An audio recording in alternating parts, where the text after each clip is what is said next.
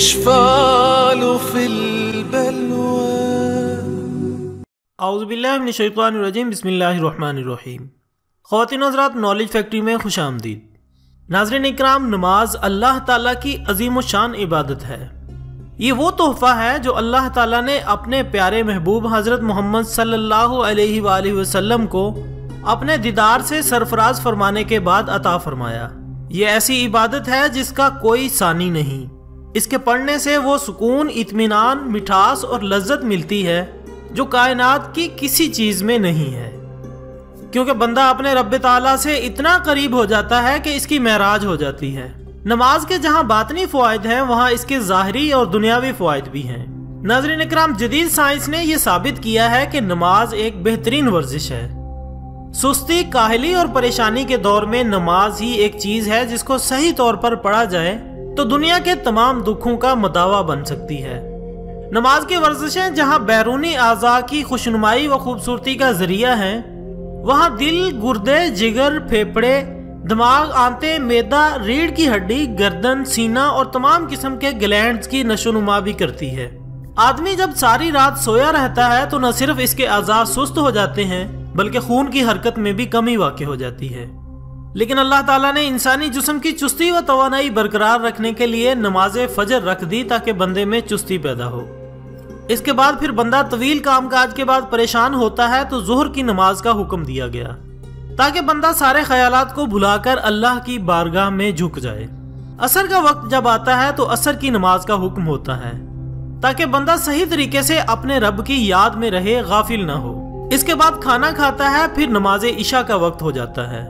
اس میں باقی نمازوں کی نسبت زیادہ رکعتیں رکھیں تاکہ آدمی جو کھانا کھاتا ہے وہ اس کی برکت سے ہضم ہو جائے، کیونکہ جو کھانا جسم میں ہضم نہیں ہوتا وہ طرح طرح کی بیماریوں کا سبب بنتا ہے۔ خواتین حضرات، واشنگٹن کا ایک ڈاکٹر اپنی کتاب میں لکھتا ہے کہ میرا دل کرتا ہے کہ سارے ملک میں نماز کو نافذ کروا دوں۔ جب اس سے وجہ پوچھی گئی تو اس نے بتایا کہ نماز کے اندر اتنی حکمتیں ہیں کہ کوئی سوچ بھی نہیں سکتا۔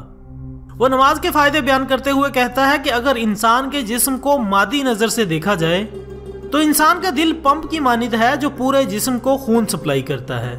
اس نے کہا کہ جب انسان بیٹھا ہوتا ہے یا کھڑا ہوتا ہے تو جسم کے جو حصے نیچے ہوتے ہیں ان میں خون کا پریشر نسبتاً زیادہ ہوتا ہے اور جو حصے اوپر ہوتے ہیں ان میں پریشر نسبتاً کم ہوتا ہے۔ مثلا 3 منزلہ عمارت اور نیچے پمپ لگا ہو تو نیچے پانی زیادہ ہوگا اور دوسری منزل پر بھی کچھ پانی پہنچ جائے گا، جبکہ تیسری منزل پر تو بہت ہی کم پانی پہنچے گا۔ حالانکہ پمپ وہی ہے لیکن نیچے پانی پورا دے رہا ہے اور اوپر والی منزل میں بہت کم۔